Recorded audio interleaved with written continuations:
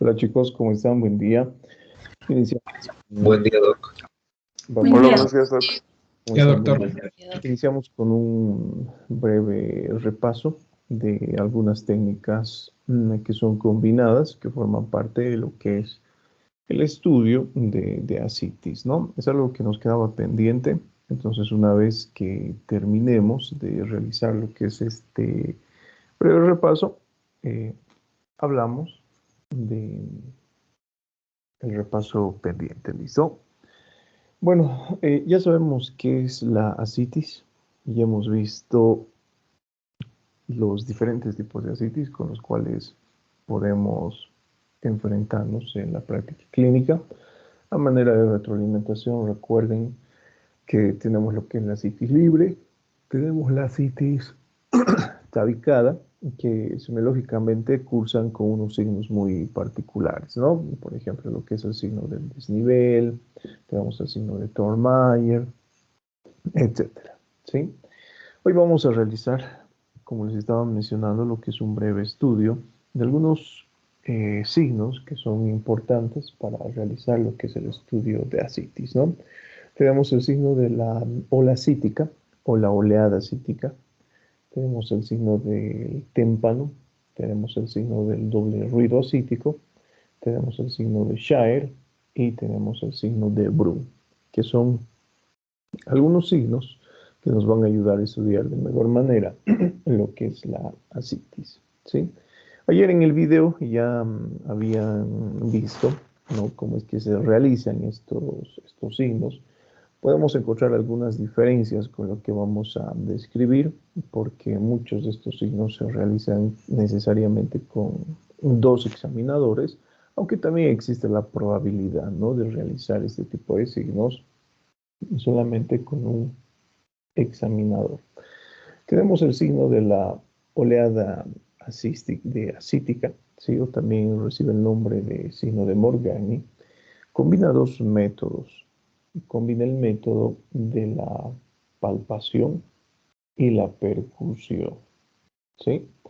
En este caso, ¿en qué consiste este signo, no? Lo que estamos viendo acá en la imagen probablemente es uno de los signos más usados o una de las maniobras más usadas justamente para buscar este tipo de signo, ¿no? Consiste en que se realiza lo que es un golpe suave con una mano en uno de los flancos del abdomen, como estamos observando acá. Para empezar, la posición que tiene que adoptar el enfermo tiene que ser esta posición, ¿no?, la del cúbito supino. Entonces combina, recuerden, dos técnicas, percusión y palpación. Entonces, en uno de los flancos se realiza lo que es la percusión del abdomen. ¿Cuál va a ser la respuesta, por ejemplo? ¿Y para qué me sirve este signo? Justamente para buscar grandes derrames, ¿no? Al percutir, por ejemplo, esta zona o este flanco, ¿qué es lo que sucede? Las vibraciones del líquido o la ola que produce el líquido se transmite hacia la mano opuesta, la que está realizando lo que es la palpación en el lado contrario. ¿Sí? Listo. Es así de simple esta prueba, ¿no? El signo de la oleada cítica o de Morgan. Bueno, como ustedes observan, tenemos acá una mano, ¿sí? Y esta mano corresponde a lo que sería la extremidad de un segundo examinador. Como ustedes observan, el segundo examinador debería colocar la mano en la parte media del abdomen. Esto para evitar que la onda sea transmitida por la pared abdominal, ¿sí? Entonces en eso consiste este tipo de signo. Ahora, bueno, existe una técnica que podemos utilizar en este tipo de signo que se denomina la técnica de Pitfall. ¿En qué consiste esta técnica? Consiste en la que el paciente debe encontrarse sentado. Ya recordemos, ¿no?, qué es lo que sucede cuando el paciente se sienta. En este caso, el líquido tiende a dirigirse a la parte más declive del abdomen. Bueno, una vez que el paciente se encuentra en esta posición, lo que hace el examinador en este caso es percutir la región lumbar. ¿Sí? Eso es lo que se tiene que hacer. Se percute la región lumbar y la otra, ambas regiones lumbares. Y en este caso se coloca lo que es la mano a nivel de hipogastrio. Y vamos a sentir prácticamente lo mismo.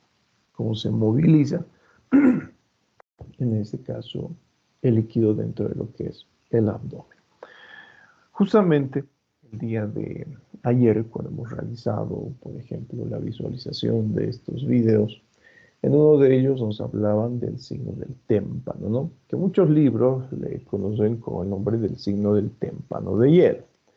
Y ayer, bueno, tenían un ejemplo muy claro que decía, se asemeja como un cubito de hielo, se mueve a través de lo que es un vaso con agua, ¿no?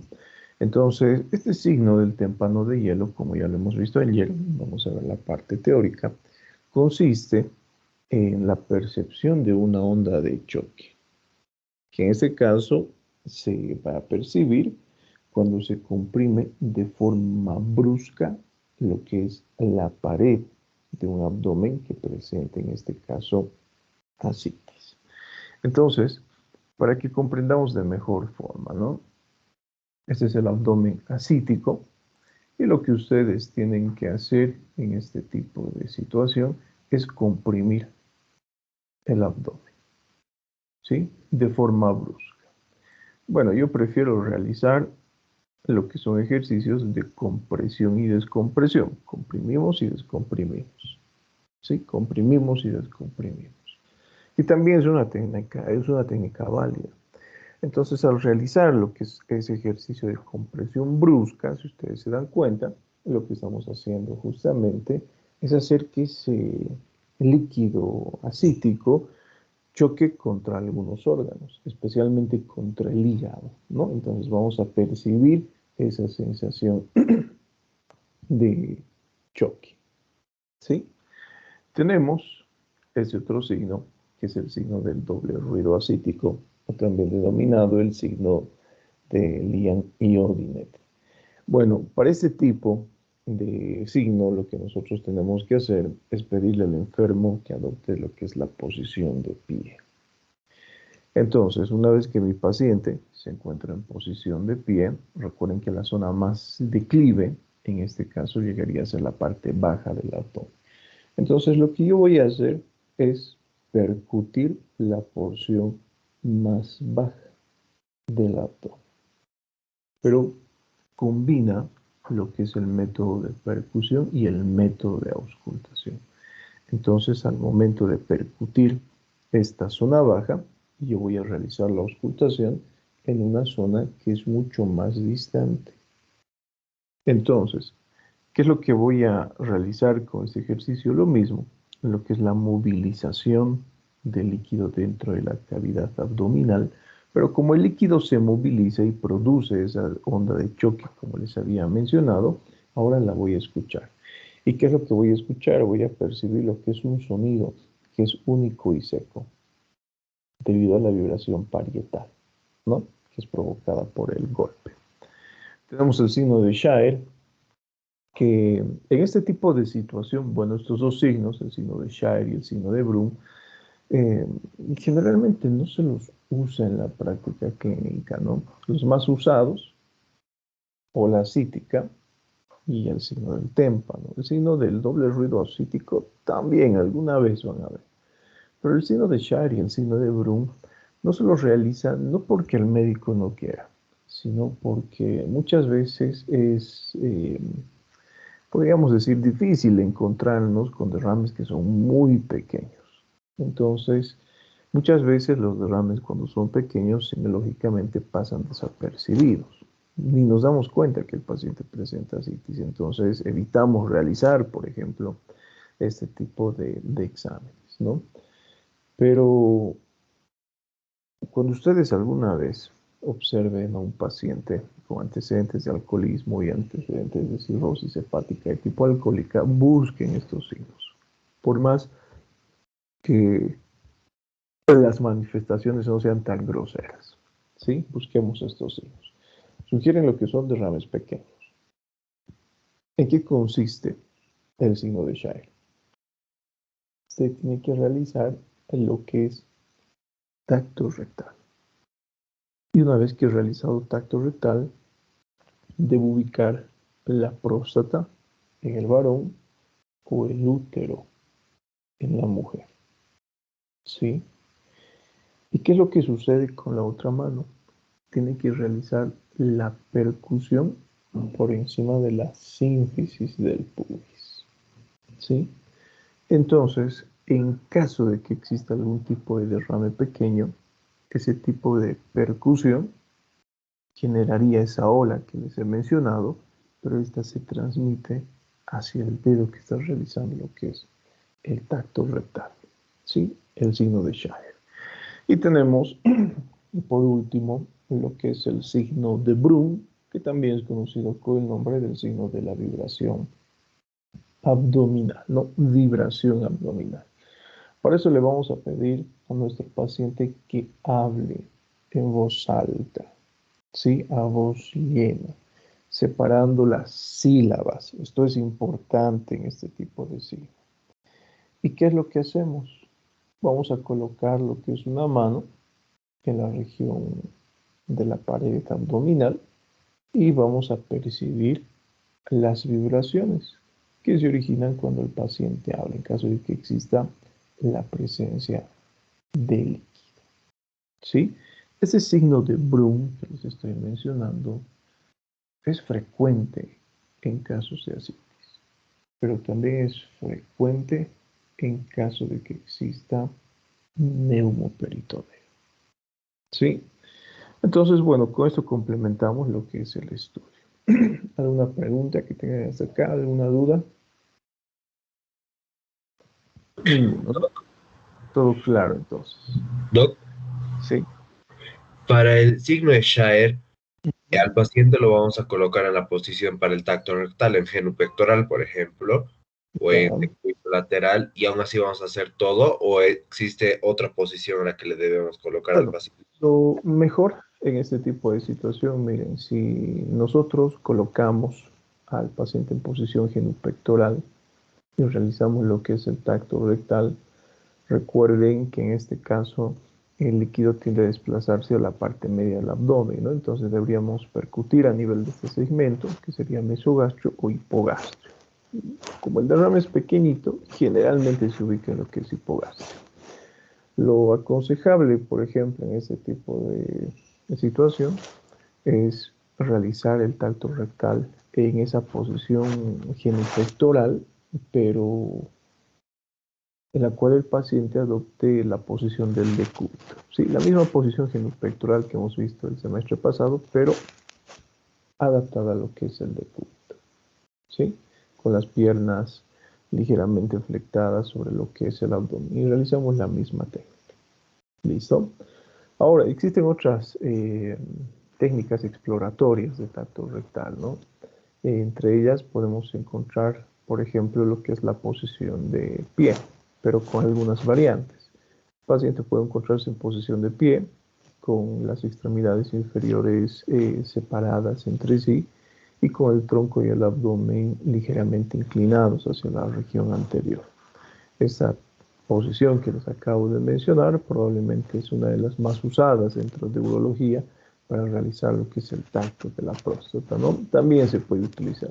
Y también combinamos con lo que es el ejercicio de percusión a nivel de la sínfisis del pubis o hipogastrio. ¿Listo? ¿Qué más, doctores? Gracias, Doc. Doc, Sí, adelante. perdón. Entonces, el signo de Shire y el signo de Brun es cuando la citis no está tan marcada. Bueno, el signo de Shire especialmente, ¿no? El signo de Brun eh, podemos utilizar en derrames pequeños. En este caso la vibración se transmitiría al lugar del derrame, Pero también el signo de Brun plenamente lo podemos utilizar en lo que es una citis ya muy bien consolidada, ¿no? Estamos hablando acá de lo que es vibración. Entonces, entre más grande sea la presencia de líquido a nivel abdominal, mayor será la vibración que vamos a percibir en el paciente. ¿Sí? En caso del signo de Brun. Gracias, doctor. ¿Qué Doc, más? yo le tengo una pequeña consulta. Revisando un poco y también con la realización del video, el libro que nos facilitó, igual viendo los videos de ayer, dicen que la palpación, uno avanza con la expiración y se mantiene al acecho en la inspiración. Pero lo que me llamaba a mí la atención, y probablemente analizando un poco, en la inspiración, si no me equivoco, son músculos accesorios los abdominales, o sea, cuando hay ciertas alteraciones, ¿no? Pero para mí ha sido más fácil palpar en la expiración, ya Ya. tratando de hacerlo. O sea, si me podría explicar un poco esa técnica Bueno, combinado con la inspiración profunda, por favor. cuando hablamos, por ejemplo, de inspiración y expiración, esto tiene una finalidad, ¿no? Les pongo el ejemplo de lo que es el estudio de hígado, por ejemplo, ¿sí? Cuando ustedes realizan lo que es inspiración, ¿qué es lo que sucede con el diafragma? El diafragma desciende. Entonces, al existir descenso diafragmático, también existe descenso hepático, también existe lo que es el descenso de la vesícula biliar. Entonces, este tipo de ejercicio tiende a proyectar lo que es la estructura hepática y la vesícula biliar hacia porciones más inferiores. Entonces, cuando el paciente realiza inspiración, sucede esto que les he mencionado, y el hígado y la vesícula se van a hacer relativamente más fáciles en su palpación, ¿sí? Cuando realizamos de la misma forma lo que es el ejercicio de inspiración, eso ya les había hablado en una clase, ustedes recordarán, ¿no? Les había pedido, realicen lo que es inspiración. Cuando ustedes realizan lo que es el ejercicio de inspiración, ¿qué es lo que sucede con su abdomen en este caso? Esa proyección o esa prominencia tiende a lo que es disminuir, ¿no? No en un gran sentido, pero sí lo hace, aunque mínimamente lo hace. Entonces, este tipo de ejercicio también respiratorio, inspiración en este tipo de situación debería favorecer lo que es el examen de palpación de estructuras. Cuando ustedes realizan el ejercicio de expiración, probablemente acá el paciente presente lo que es una mayor relajación de la pared abdominal, ¿no? A ver, inspiren y expiren, el abdomen se relaja, pero se vuelve más prominente. Entonces, probablemente debido al mayor estado de relajación en este momento, es que tú hayas podido realizar la palpación en este tiempo respiratorio, ¿no? Que no voy a decir que no es normal, que está totalmente equivocado, pero puede suceder, ¿no? Puede suceder ese tipo de situaciones. Sin embargo, la técnica eh, que les he mencionado es la adecuada. Si tú has realizado, por ejemplo, este tipo de técnica para realizar lo que es la palpación de estructuras abdominales, en teoría deberías palpar de mejor manera durante la inspiración. ¿Sí? Ya sabemos por qué, ¿no? Porque eso proyecta los órganos de mejor manera en la pared abdominal. ¿Listo? Una de las Gracias. varias técnicas. Existen otras, ¿no? Por ejemplo, seguramente han visto en los videos que están realizando la maniobra del peloteo renal. En este caso, por ejemplo, le pedimos al paciente que realice lo que es el ejercicio de inspiración, expiración, pero muchas veces ni así logramos palpar lo que es la estructura renal. Entonces, ¿qué es lo que tenemos que hacer? Colocar lo que es una mano por debajo de la región lumbar, ¿sí?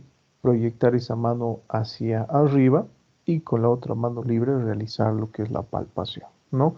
Entonces son diferentes técnicas que debemos tomar en cuenta para realizar la palpación. ¿Listo? Depende también de los diferentes tipos de perfiles abdominales. No es lo mismo palpar este tipo de estructuras en una persona que sea delgada, y eso seguramente ustedes lo han visto, a diferencia de la palpación de estas estructuras en una persona obesa. Obviamente la persona obesa, además o a pesar de que realice este ejercicio respiratorio, muchas veces es difícil por la gran cantidad de tejido celular subcutáneo que tiene, ¿no? Entonces hay que tomar todas estas consideraciones.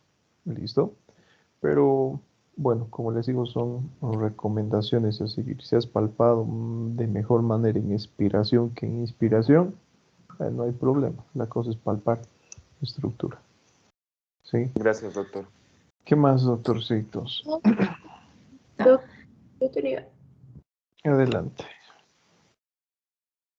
ya, ¿en qué posición se hace la técnica de Brun? Y si es que también ponemos una mano en la zona lumbar o solamente en adelante de la pared abdominal. Bueno, en este caso, lo que nosotros podríamos hacer justamente cuando estudiamos lo que es la técnica de Brun, la posición ya la hemos descrito, ¿no? Le pedimos al paciente que, bueno, en realidad la posición no nos interesa, ¿sí? Sin embargo, podríamos utilizar la posición de sentado o la posición de lo que es el decúbito. Y esto está en relación con lo que acabo de mencionarles hace algunos minutos atrás, ¿no? Justamente su compañera nos preguntaba, ¿utilizo este tipo de técnica para derrames pequeños, también para derrames grandes? Porque lo que nos interesa es la transmisión, en este caso de la voz, a través de lo que es el líquido. Entonces, si el derrame fuera pequeño o no fuera importante, pero semiológicamente ya fuera evidente, colocando al paciente en posición de, bueno, de sedestación, es decir, sentándolo al paciente, podemos realizar esta técnica. En este caso, donde vamos a encontrar estas vibraciones en la parte baja del abdomen, porque llegaría a ser la parte más declive, ¿no? Les pongo otro ejemplo para que vean cómo vamos a combinar las técnicas. Por eso ya forman parte de las técnicas combinadas. Puede ser de la misma forma que se trate de lo que es un derrame poco importante. Al modificar la posición de mi paciente, recuerden que el líquido libre se desplaza. Entonces yo puedo colocar a mi paciente en la posición de cúbito lateral, ya sea derecho o izquierdo. Y la zona de declive sería cualquiera de estas posiciones, ¿no? Entonces le pido lo mismo a mi paciente, que hable, pero en este caso, ¿dónde se transmitiría la vibración? Hacia la zona más declive, ¿sí? Si yo le pido a mi paciente, por ejemplo, a ver, que adopte la posición genupectoral, de la misma forma, en caso de tratarse de lo que es una citis libre, el líquido tiende a dirigirse hacia la parte baja y media del abdomen, ¿no? Hacia mesogastrio o hipogastrio. Yo utilizo lo que es la técnica de Brun en este caso para evaluar las vibraciones producidas por la voz, pero ya sé que adoptando mi paciente esta posición, cuál es la zona más declive. Entonces colocaré mi mano para percibir las vibraciones en la zona más declive. Y lo mismo sucede cuando el derrame es grande, ¿no? En caso de que el derrame fuera grande, ¿sí? No hay necesidad de estudiar este tipo de alteración en una posición determinada. Hablemos del ejemplo de una citis a tensión, que yo voy a poder observar en posición de pie, en posición de decúbito, en posición de decúbito lateral, etcétera, ¿sí? Independientemente de la posición. Lo que nos interesa es buscar las vibraciones y saber cuál es la zona de declive. Combinen este último signo con lo que hemos visto al inicio del estudio de ascitis. La matidez es desplazable. Por lo tanto, la vibración también sería desplazable si el paciente modifica su posición. ¿Sí? Y bueno, en cuanto a la otra pregunta, que era si colocas, ¿no?, la mano en la región lumbar, sinceramente no es necesario. ¿Sí? En este signo de Brun, no. Para el procedimiento del signo del témpano de hielo, sí, es necesario, ¿no? Porque con una mano vamos a sentir esa onda de choque y con la otra mano vamos a realizar lo que es esa compresión brusca.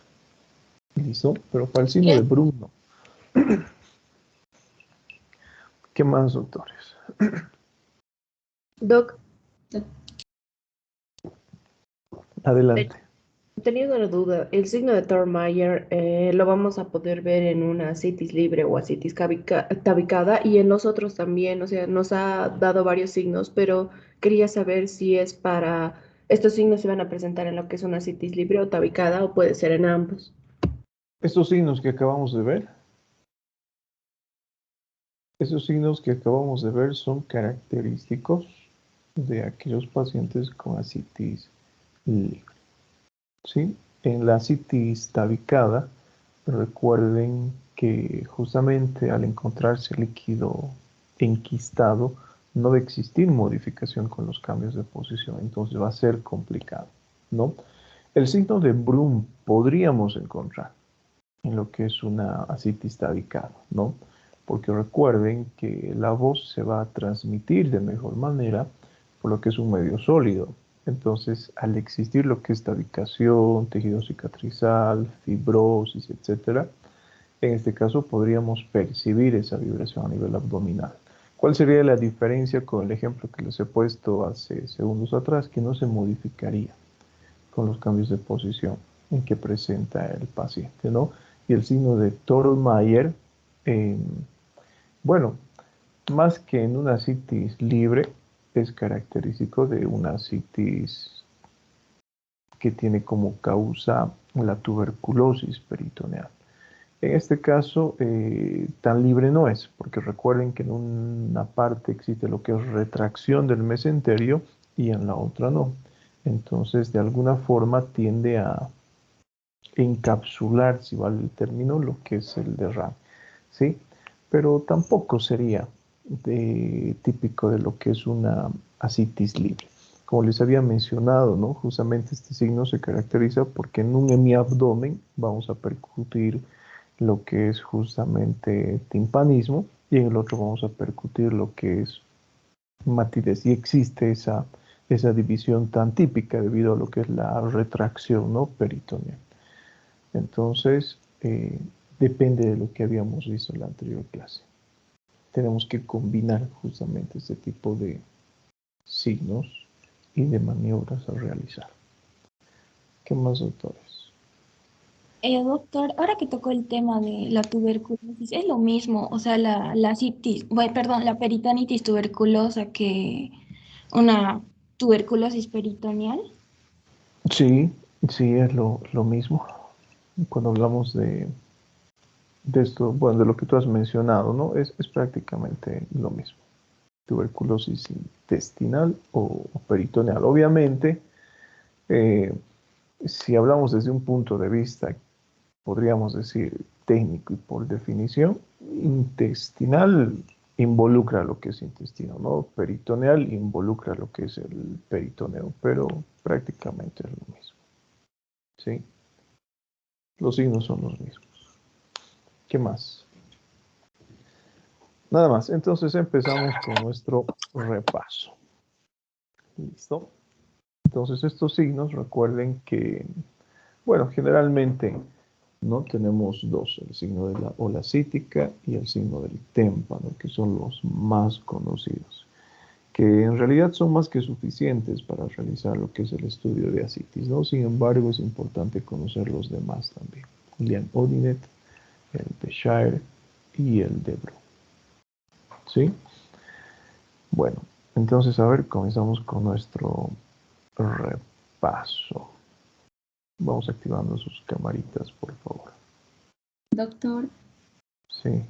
una pregunta. En el signo de la ola cística, yo he leído que también se puede hacer capirotazos con la mano dominante o también la superficie, todo de la palma. ¿Cuál es la forma correcta? Bueno, cualquiera, no importa. Como les he mencionado, ¿no? Lo que nos interesa en este caso es buscar el signo como tal. ¿Sí? El signo como tal. Obviamente, si hablamos de la técnica, por ejemplo, lo ideal es utilizar los pulpejos de los dedos y no así toda la palma, ¿no? ¿Qué pasa si llegaríamos a utilizar toda la palma? Tenemos que saber cómo realizar, ¿no? Este tipo de maniobras. Si utilizamos toda la palma y no cumplimos con las características de la técnica que les he mencionado, lo más probable es que no exista, podríamos decir, la presencia de este signo, porque al colocar toda la palma en la región evitaríamos lo que es la transmisión, ¿no? Entonces, lo mejor, pulpejos de los dedos. ¿Listo? Gracias, doctor. Nada más. Bueno, entonces empezamos con nuestro repaso. Solamente tengo 5 estudiantes que van a dar su repaso. Bueno, a ver. ¿Sí? Bueno, el repaso no es para reprobarles, ¿sí? Ni vale nota. Así que tranquilos, no se asusten, no lloren, no se pongan nerviosos. ¿Sí? El repaso es para justamente pulir, ¿no? Este tipo eh, de algunos temitas que probablemente no les han quedado claros dentro de lo que es el estudio de abdomen. Sí, así que vamos a ir en el orden de la lista. Otra vez les menciono, no vale nota, como es un tema pero tan importante que tenemos que comprenderlo. Acostúmbrense, ¿no?, a realizar este tipo de repasos de forma periódica. ¿Listo? Vuelvo a repetirles, no vale nota, no se asusten, no relajen esfínteres, no apaguen sus cámaras, tranquilos. Entre más se equivoquen, mejor. ¿Sí? A ver, hablamos de lo que es la técnica de inspección, que justamente el día de ayer, también a través de estos videos, ya habíamos visto, ¿no? Nos habían presentado cuál es la técnica. Si ustedes recuerdan, justamente un ejemplo que hemos podido observar ayer a través de los videos es cómo uno observa el latido epigástrico. Y si ustedes recuerdan justamente eso, la disposición era especial. Entonces, a ver, Adrián Mateo, háblenos de la técnica de inspección, no de lo que observa, sino de la técnica. Ya, Doc, es lo primero que se debe hacer al momento de la exploración abdominal. Y en esta parte o en este apartado de la exploración abdominal nos debemos enfocar en anormalidades en la superficie abdominal. Lo primero es observar si hay tumores evidentes, tumoraciones, masas anormales fuera de lugar. También debemos observar, en algunos casos que ayer mencionaban los videos, la implantación pilosa del vello púbico, que Bueno, es muy esas ya importante. son algunas características que tenemos que estudiar cuando realizamos lo que es justamente eh, inspección, pero la pregunta es técnica. ¿Cómo realizamos lo que es inspección? Adelante, Mario. Doctor, la inspección abdominal se realiza, como hemos hecho en los videos, una inspección tangencial del abdomen, en la cual nos ponemos transversales al eje del paciente, preferentemente del lado derecho, y tenemos que tener al paciente entre nosotros y la fuente de luz, ¿no? Nos fijamos principalmente en los aspectos de la configuración, de los movimientos respiratorios y los caracteres propios de la pared abdominal. En esos 3 apartados se encuentran todas estas anormalidades que menciona mi compañero Adrián. Listo, ¿no? Lo que ha mencionado entonces su compañero. Podemos tener una visualización desde la región más superior hacia la región inferior, ¿sí? Y la exploración también tiene que ser tangencial. En este caso, a ver, cuando hablamos de exploración tangencial, tenemos que observar el abdomen de lado, ¿sí? Donde la luz, de la misma forma, ya no tiene que ser proyectada de arriba hacia abajo, sino también de manera tangencial. ¿Por qué es importante eso? Porque a través de este tipo de técnicas, recuerden que se hacen mucho más visibles los latidos, por ejemplo, a nivel abdominal y ciertas tumoraciones que pueden resultar imperceptibles durante el examen físico. A ver, la segunda pregunta. Justamente algo que les había mencionado también, ¿no? Cuando hemos realizado el estudio de abdomen. Cuando una persona tiende a modificar su posición, cuando una persona tiende a realizar ciertas maniobras de Valsalva, como por ejemplo toser, como por ejemplo realizar esa contracción voluntaria de los músculos de la pared abdominal, tiende a incrementar lo que es la presión de la cavidad intraabdominal. Y podemos encontrar diferentes respuestas dependiendo qué tipo de alteraciones son las que nosotros estamos observando, ¿no? Les había hablado de una hernia.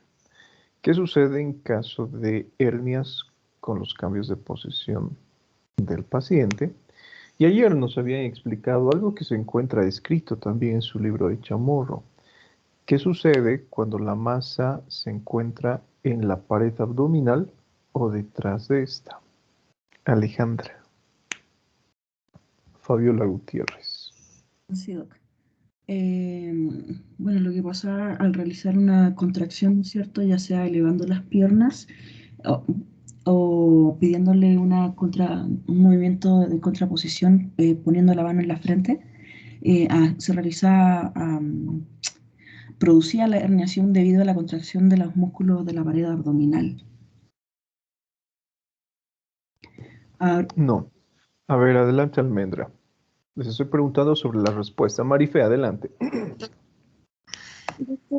El paciente, al hacer la presión abdominal, si esta hernia se encuentra en la pared abdominal, esta hernia no va a desaparecer a la contracción, pero si es intraabdominal, sí va a desaparecer a la contracción.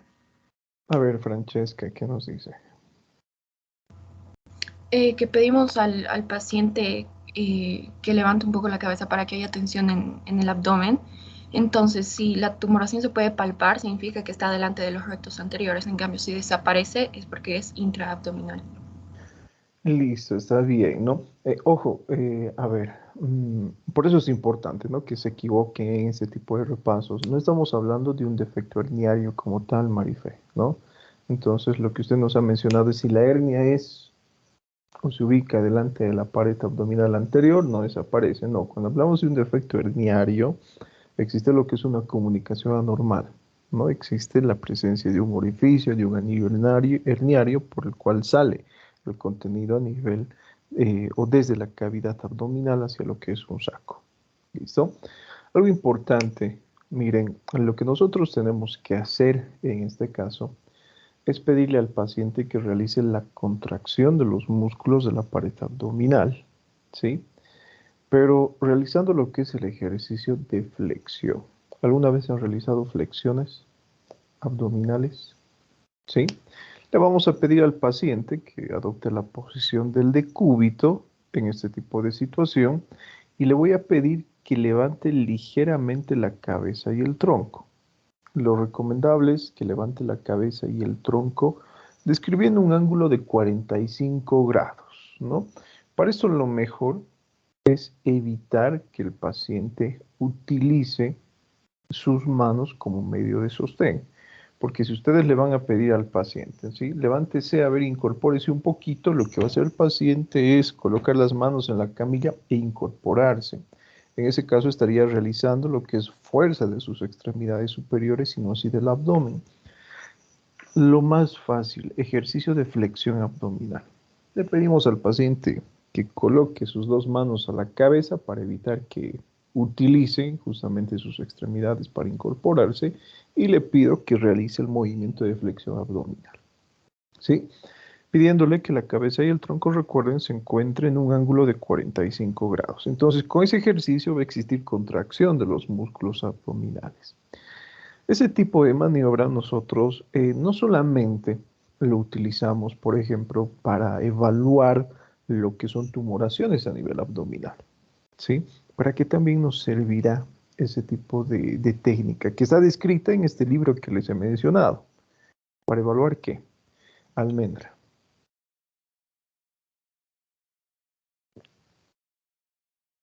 No es Almendra, Andrea. Tampoco es Andrea. No, sí estoy, doctor. ¿Me escucha? Sí, ahora sí. No se me ocurre para qué más. Para alguna tumoración, defecto, No, a ver, de hernia. forma normal. ¿Alguna vez has realizado flexiones? Sí, Sí. Entonces, cuando usted realiza este ejercicio, ¿la fuerza dónde se incrementa? en los rectos del abdomen. en los músculos abdominales. Entonces también me sirve para evaluar lo que es la fuerza de este tipo de músculos. ¿Listo? Ahora, bueno, ya sabemos cómo realizar, ¿no? En caso de que exista, por ejemplo, un lipoma, ¿sí? O un mioma, que involucra, en este caso, tejido celular subcutáneo, músculo, el efecto se encuentra delante de lo que son los músculos rectos anteriores. Entonces, cuando yo le pido a mi paciente que realice este tipo de ejercicio, en caso de tratarse de una tumoración anterior, como ustedes han mencionado, desaparece la masa, ¿sí? En caso de que la tumoración se encuentre por detrás de los rectos, entonces, ¿qué es lo que sucede con este tipo de situación? Pero en este caso desaparece, ¿no? En caso de que se encuentre por delante, no desaparece. Ustedes van a seguir observando, ¿sí? En caso de que se encuentre por detrás, desaparece. Pero miren, les comento que no siempre es así. Y un ejemplo de esto puede ser el defecto herniario.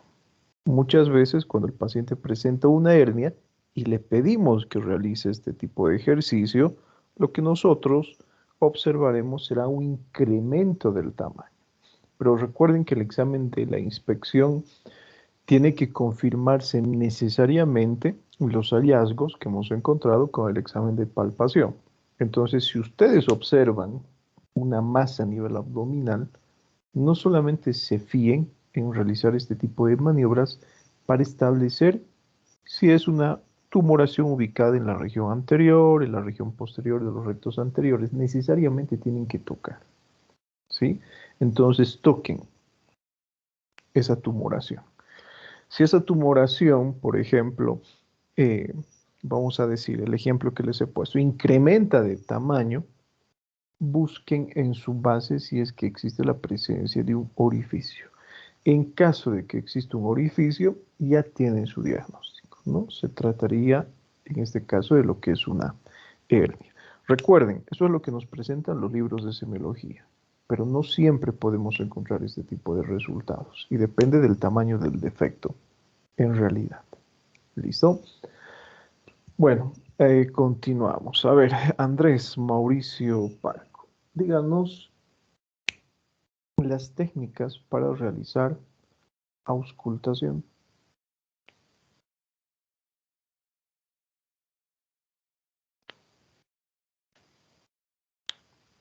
No es Andrés, se ha asustado. Brenda.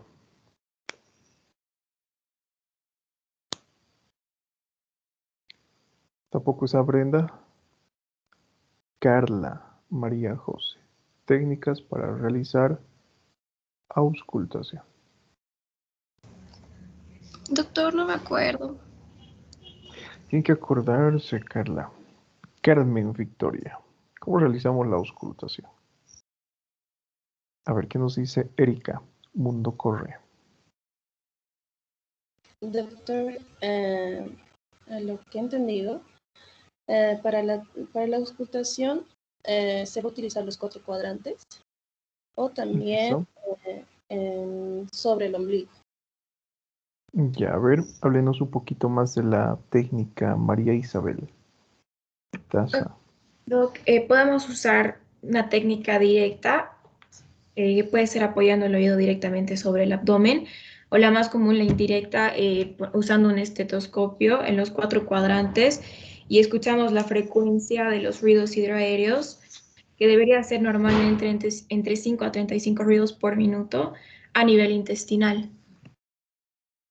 Listo. Bueno, sobre estas técnicas, miren, como su compañera ha mencionado, ¿no? Tenemos lo que es la técnica directa e indirecta, pero esta directa, a la cual nos he hecho referencia, ya no lo usamos en la práctica clínica. Sí, actualmente, bueno, ya no se usa para nada. ¿Eso por qué? Porque resulta, ¿no? Un tanto incómodo para el examinador. Imagínense que ustedes tengan que realizar lo que es la auscultación colocando directamente lo que es su oído sobre la superficie corporal de un paciente, ¿no? Sobre una espalda sudorosa, sobre un abdomen sudoroso, es sumamente incómodo. Además que por bioseguridad tampoco, ¿no? Entonces lo que realizamos actualmente es el estudio de auscultación utilizando un instrumento que es el estetoscopio, ¿sí? En algunos casos, bueno, podría utilizarse, aunque de la misma forma se descartan. ¿Recuerdan el denominado ruido de sucusión hipocrática que les había presentado justamente al inicio del semestre pasado, que ha sido, bueno, usado por Hipócrates, ¿no? Por eso se lo considera el padre de la medicina, donde directamente se colocaba el oído en la región que nosotros queríamos oír. Entonces ya no se realiza esto, ¿sí? El uso del estetoscopio.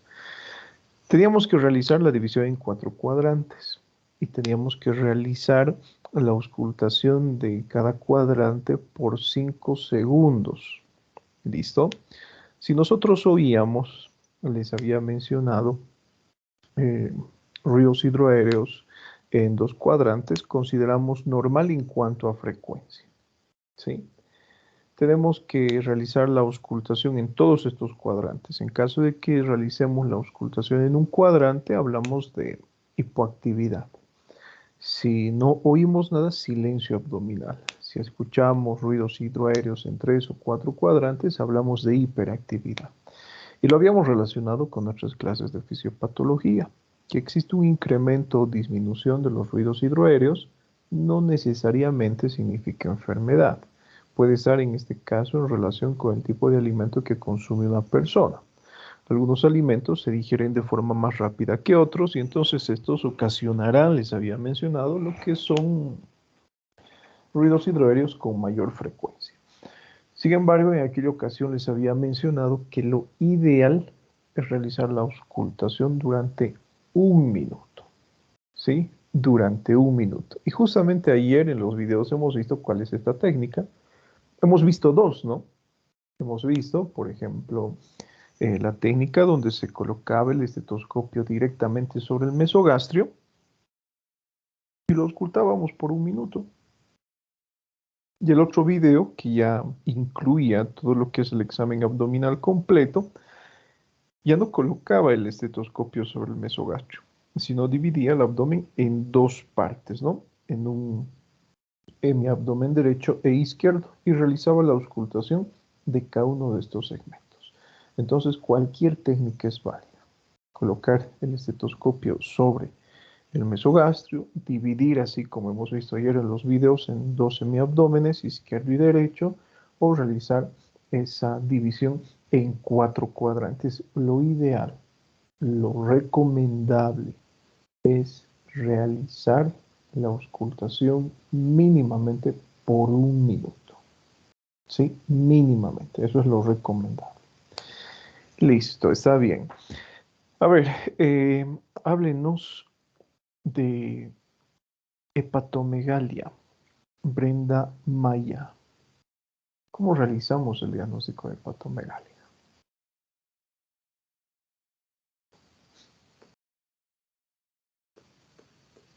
Nuestra Brenda. Marco Fabián.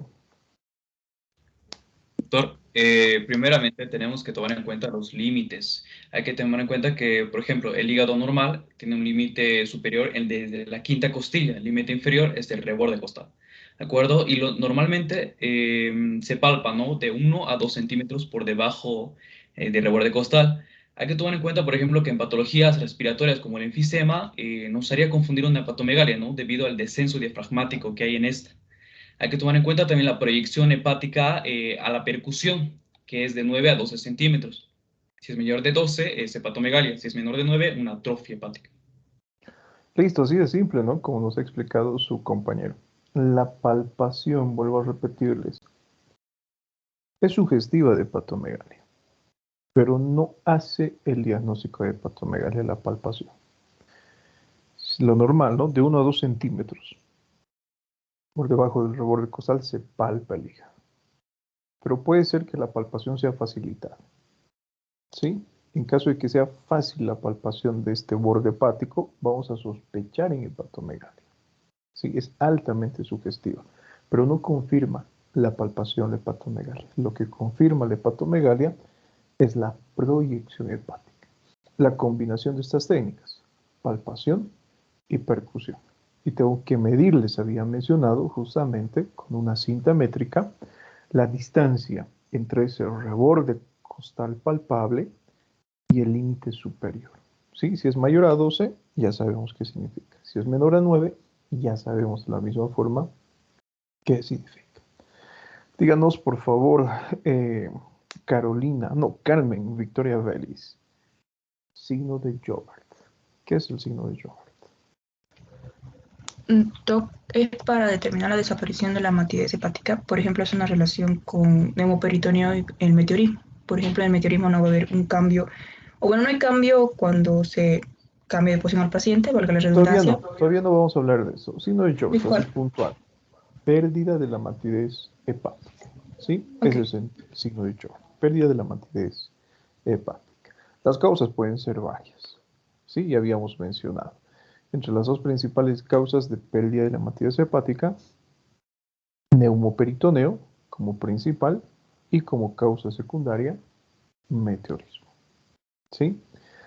A ver, Carolina Flores Navia, ¿cuál es la principal causa de timpanismo a nivel abdominal?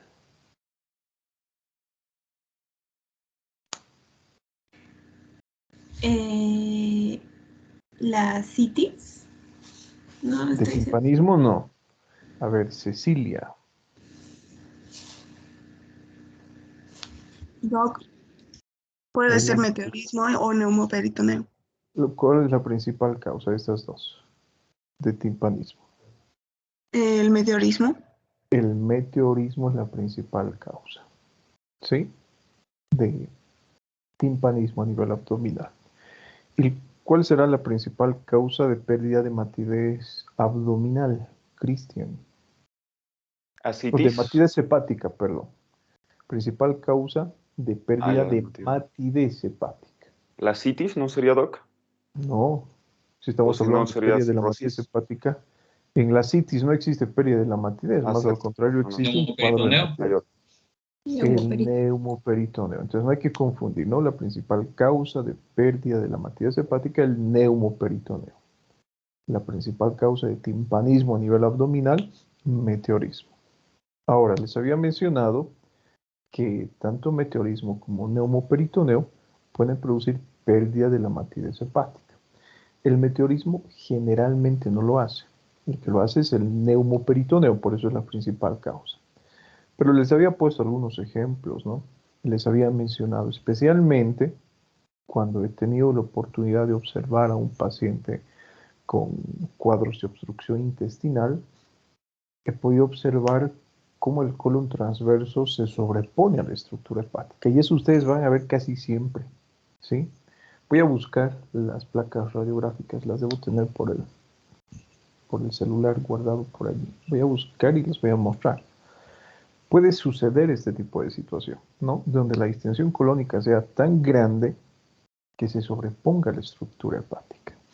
Y en ese caso, bueno, tenemos que realizar el diagnóstico diferencial entre lo que es neumoperitoneo y meteorismo. Siempre y cuando ustedes percutan en lugar de matidez hepática lo que es sonoridad, siempre tienen que realizar, en este caso, ese tipo de examen.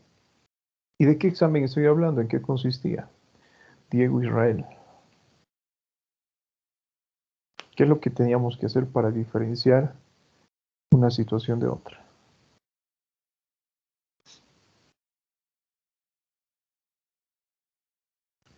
No está Diego. A ver, Eric Jevgeny. ¿Qué nos dice Eric? Tampoco Eric. Vanessa, adelante. Sería apoyarnos con los signos y síntomas que nuestro paciente presenta y la historia clínica que tiene. No. A ver, ¿qué nos dice Fernando Daniel Encinas? Aquí, Doc, la diferencia tal vez sería que al momento de, digamos, mover al paciente de, digamos, lateral derecho o izquierdo, se podría... Bueno, en este caso ya no. El examen es muy preciso. ya no es derecho o izquierdo. ¿Qué nos dice Fernando Gómez, niño de Guzmán? Soy Fernando Gómez. Sí, doctor. A ver, adelante. ¿Es familiar de los doctores Niño de Guzmán, Fernando? Sí. Son mis tíos. Si mal no recuerdo, ¿se podría diferenciar mejor por medio de la percusión? ¿Cómo así? A ver, explíquenos. Ay, eso sí ya tengo un poco... A ver, adelante Mario entonces. Doctor, en el caso de un meteorismo, vamos a encontrar una pérdida o más bien un timpanismo localizado, mientras que en el neumoperitoneo va a ser generalizado, porque tenemos que recordar que el meteorismo está contenido, mientras que el neumoperitoneo es una acumulación libre intraperitoneal. Bueno, acá depende, ¿listo? ¿Y depende de qué? Les voy a poner el ejemplo de lo que es un cuadro obstructivo intestinal, ¿sí? Y creo que les había puesto como ejemplo eso, ¿no? Una doctora que en el examen de grado le gustaba preguntar esto: ¿cuáles son las características semiológicas de un proceso obstructivo intestinal alto y bajo? No siempre sucede lo que acabo de mencionar Mario. Les pongo el ejemplo de un proceso obstructivo intestinal bajo, donde muchas veces existe la formación, acumulación de heces en la parte baja del tracto digestivo. Para hacerles más preciso, a nivel del recto, por ejemplo, encontramos allí lo que es un fecaloma. En este caso, la distensión va a ser generalizada. El meteorismo va a comprometer todas las estructuras intestinales. Lo mismo que sucede en un neumoperitoneo. A ver, ¿quién ha levantado la mano? Francesca, adelante. Bueno, era para mencionar una técnica para diferenciar entre los dos, que era que podemos poner al paciente en decúbito lateral izquierdo y entonces la zona más alta va a ser la parte lateral derecha. Entonces, en el caso de neumoperitoneo, el aire se va a desplazar hacia la parte lateral derecha, va a desaparecer la matidez y va a reaparecer la matidez en la cara anterior del hígado. En cambio, si es meteorismo, no se encuentra ese cambio como encontramos en el neumoperitoneo. Listo, ¿no? Lo que ha mencionado su compañera. Eso es lo que nosotros tenemos que hacer. ¿Sí? Ahora, les había mencionado que la definición es importante, ¿no? Y les había comentado de algunas alteraciones que nosotros vamos a observar. A la inspección, en ambas situaciones podemos encontrar un abdomen prominente distendido. Pregunta, en la misma situación, que es diferenciar un meteorismo de neumoperitoneo, a la auscultación que encontraríamos en ambas situaciones. Lucero, a ver, adelante. En el caso del neumoperitoneo, por lo que no está contenido lo que sería el aire, vamos a encontrar en la auscultación sonidos hipoactivos, porque no va a haber una distensión de las asas como tal, ni tampoco peristaltismo aumentado hasta normal. Y en el meteorismo sí va a haber distensión de las asas, entonces va a haber un sonido hiperactivo y va a haber incremento del peristaltismo. Listo, ¿no? Lo que su compañera nos ha mencionado. Y si queremos relacionar justamente con estos signos, a ver, a la palpación, además de esta distensión, además de lo que es el abdomen doloroso, ¿cuál de estos signos que hemos visto el día de hoy al inicio de esta clase encontramos? Que les he mencionado, no solamente sugiere ascitis, sino también es frecuente un neumoperitoneo.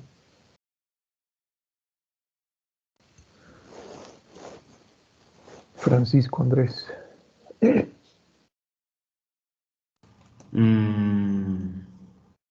De estos signos que hemos estudiado esta mañana: Morgagni, témpano, Liang-Yodinet, el signo de Shire, el signo de Brun. ¿Cuál? A ver, adelante, Francesca, otra vez. El signo de Brun también es el frecuente. Signo de Brun.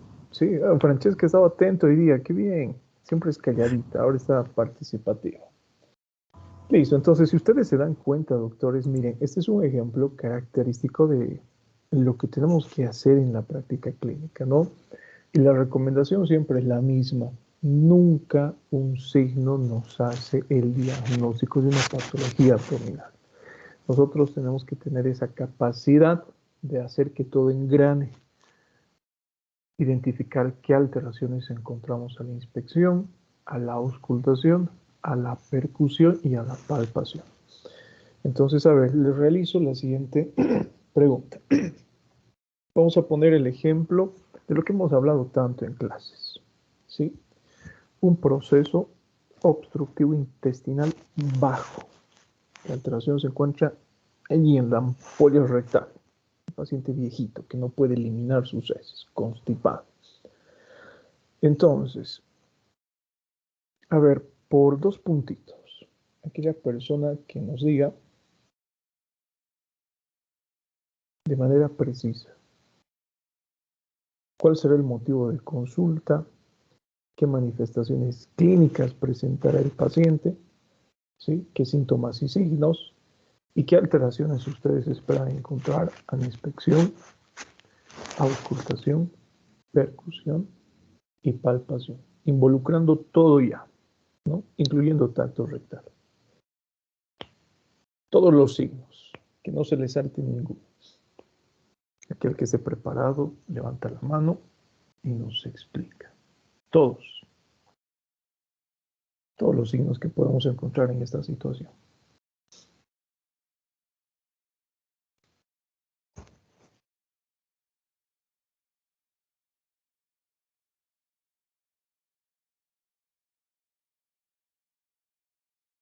A ver, a la inspección, auscultación, palpación y percusión. María Isabel Daza. A ver, adelante. A ver, Doc, voy a intentar. Para empezar, va a haber distensión o meteorismo. Si es que Primero, estamos... motivo de consulta. ¿Cuál será justamente debido a eso que usted acaba de mencionar?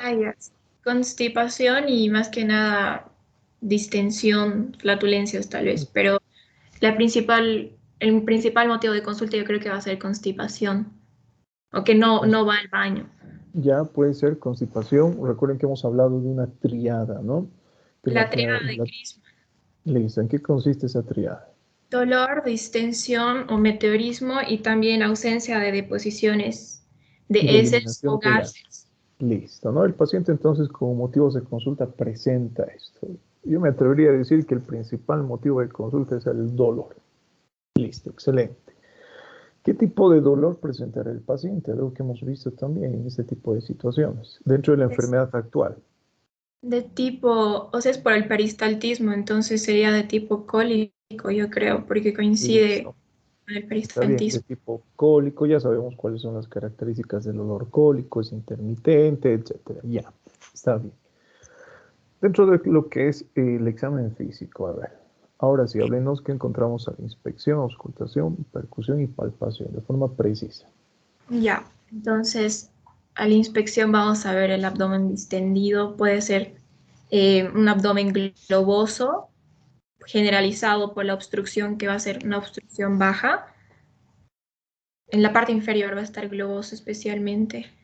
Después podemos escuchar en la auscultación los ruidos que ocurren simultáneamente cuando al paciente le duele o borborigmos acentuados también durante el dolor.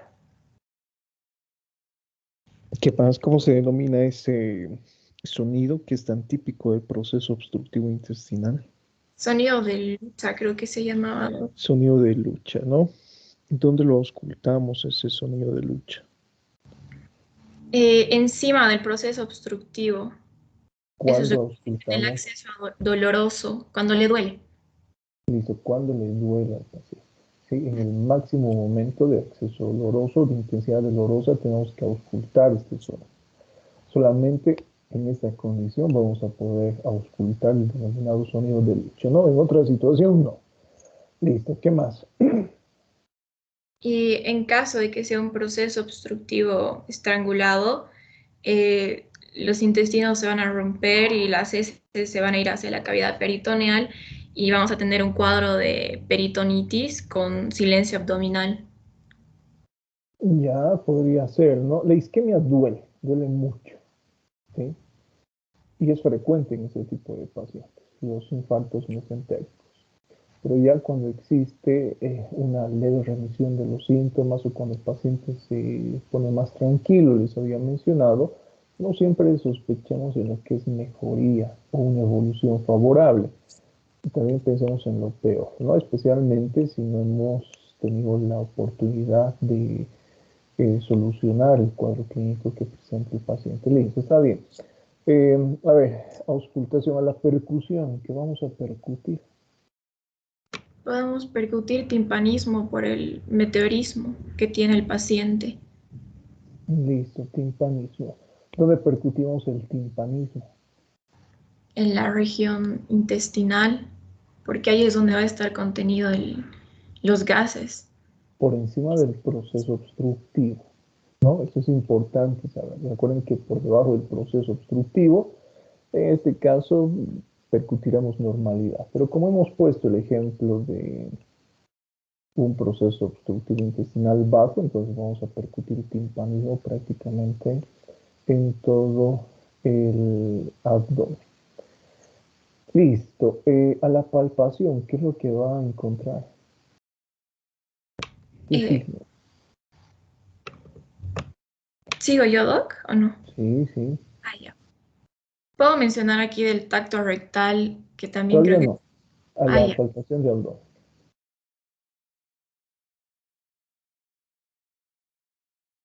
¿Qué es lo que vamos a palpar todo el abdomen? ¿Recuerdan del denominado signo de Bloomberg? Sí, Doc, es el signo del rebote, que ¿En qué sería consiste? positivo, porque cuando presionamos y soltamos de forma súbita en la inspiración, el paciente va a sentir un dolor muy fuerte. Listo, ¿no? El signo de Bloomberg, si ustedes recuerdan, es típico de irritación peritoneal. Sin embargo, también se presenta en el meteorismo, ¿sí? Por eso les había mencionado, no cometamos el error que muchos cirujanos cometen, ¿no? Signo de Bloomberg para ellos es igual a peritonitis, para un mal cirujano. Recordemos que un cuadro de enteritis, que un cuadro, por ejemplo, de distensión intestinal, como sucede en el meteorismo, cursa, por ejemplo, con este tipo de signos. Sin embargo, ayer, justamente en el video, habíamos visto otro signo, que prácticamente es el mismo. Y les había explicado eso también. Habíamos puesto como ejemplo lo que es la apendicitis, que les había mencionado, es aquel tipo de alteración que con mayor frecuencia cursa con este signo de Bloomberg, ¿no? La característica es que el dolor sea localizado. ¿Listo? Pero, ¿qué pasa si el dolor es difuso o generalizado? En este caso, a ver, María Isabel, cuando usted busque este signo, en caso de un proceso obstructivo intestinal bajo, como el que hemos puesto como ejemplo, el signo este será localizado o será difuso.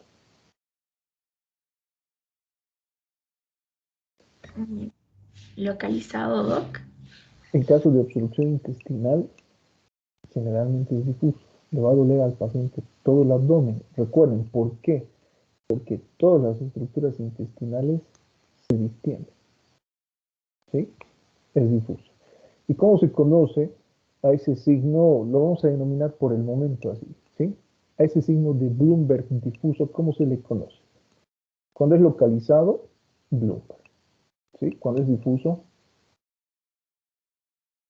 ¿alguno de ustedes recuerda? Que también muchos libros, para no complicarse la existencia, lo denominan como signo de Bloomberg. ¿No es Genot de Musi o algo así? Exacto, es el signo de Genot de Musi. Es lo mismo, es la misma técnica, realizamos lo que es la misma compresión, la descompresión tiene que ser súbita, el resultado también va a ser el dolor, solamente que como el dolor es generalizado, cambia de nombre. Nuevamente lo repito, en algunos libros, sea localizado, sea difuso, Bloomberg. ¿Sí? Pero en algunos otros, bueno, ya le cambian el nombre, pero es prácticamente lo mismo. ¿Listo? Bien, María, ¿alguna duda, alguna pregunta que tengan hasta acá, doctorcitos? ¿Ninguna? Doctor, al tacto rectal de ese paciente se encontraría fecaloma, ¿verdad? Y dolor debido a la constipación. A ver, le vamos a preguntar a María Isabel, que justamente nos estábamos saltando eso. Al tacto rectal, doctora, ¿qué es lo que va a encontrar? Sí, justamente iba a decir eso, dolor. Y Puede ser fecalómetro por la obstrucción, Bueno, pero ustedes, en este caso, como estamos hablando de un proceso obstructivo intestinal bajo, recuerden que ayer habíamos visto, ¿no?, sobre qué es lo que nosotros palpamos. No solamente es introducir el dedo y retirarlo.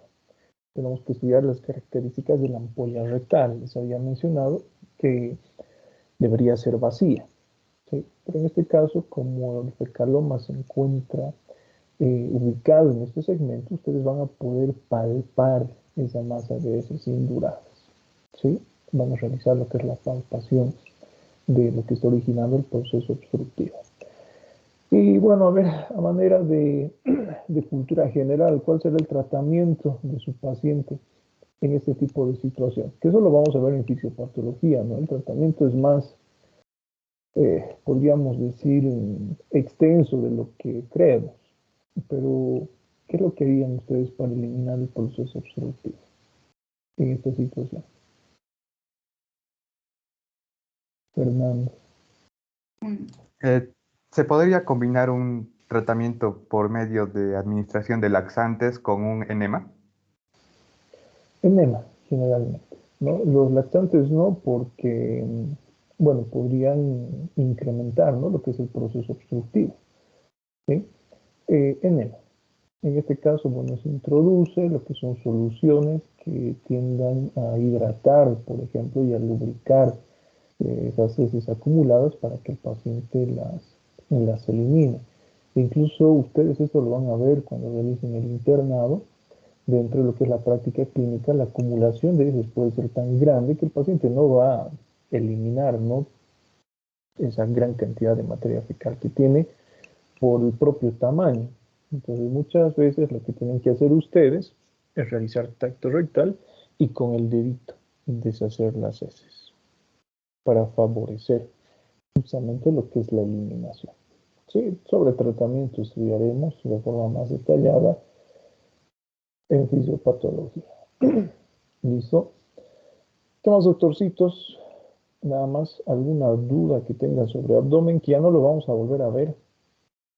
Directamente en la siguiente clase avanzamos hernias y con eso estaríamos culminando la parte de abdomen.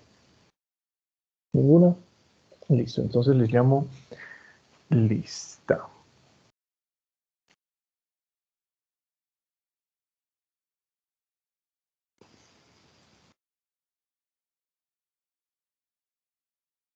Listo, María, me hace recuerdo, por favor, para anotarle. Ok, Doc, gracias. Esta vez no le han aplaudido sus compañeros. Cristian siempre estaba allí, Sí, aplaudiendo, enviando corazoncitos en sus exposiciones. Sí, Doc. Cristian, ¿qué pasó, Cristian? No, Doc. A ver. Tiene varios fans, María. No solo Cristian, no, varios muchachos. Cada vez que está exponiendo siempre le envían corazoncitos, aplausos. Alguno por allí, a través del chat, le está enviando su número de teléfono. No pierden la oportunidad, ¿no, chicos? Son terribles ustedes. A ver, atentos a la lista. Los videos no los he subido todavía, así que los voy a subir el día de hoy. ¿Listo?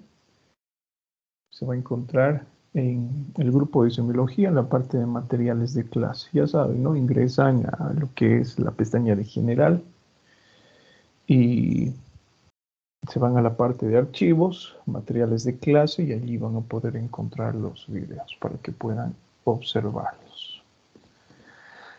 Van. Presente, doctor. Evo. Presente, doctor. Regote. Presente, doc. Arnés. Presente, doc. Barral. Presente, Barral. Barriga. Presente, doctor. Bilbao. Presente. Castellanos. Presente. Daza. Presente y 2 puntos, Doc. Encinas. Encinas, presente, doctor. Ferreira. Ferreira presente, perdón. Flores Loza. Presente. Flores Navia. Presente. Gamboa. Presente, doctor. Gómez. Presente. Gutiérrez Alejandra. Presente. José. Presente, Doc. Guaita. Presente, doctor. Ibarra. Presente, doctor. Ramillo. Presente, doctor. Luján. Presente, doctor. Miranda.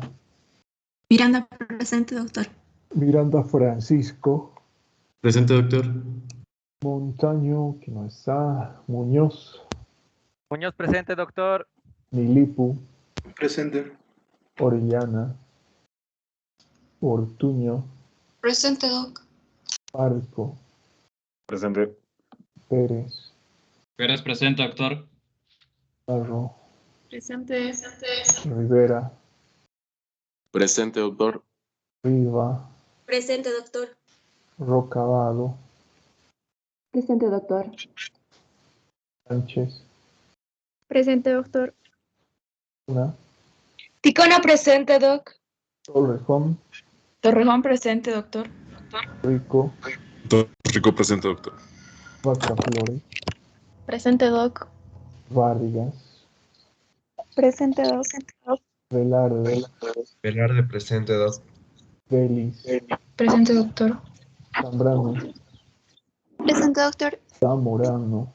Presente, Doc. Centeno. Presente, doctor. Hurtado. Presente, doctor. Arraya. Presente, Doc. Mundo Corre. Presente, Doc. Y Benavides. Presente, doctor. Chicos, nos vemos la siguiente clase. Que tengan buen día. Cuídense. Chau, chau. Gracias, Hasta doctor. luego. Igualmente, hasta luego. Gracias, Doc. Hasta Gracias, luego. doctor. Igualmente, hasta luego.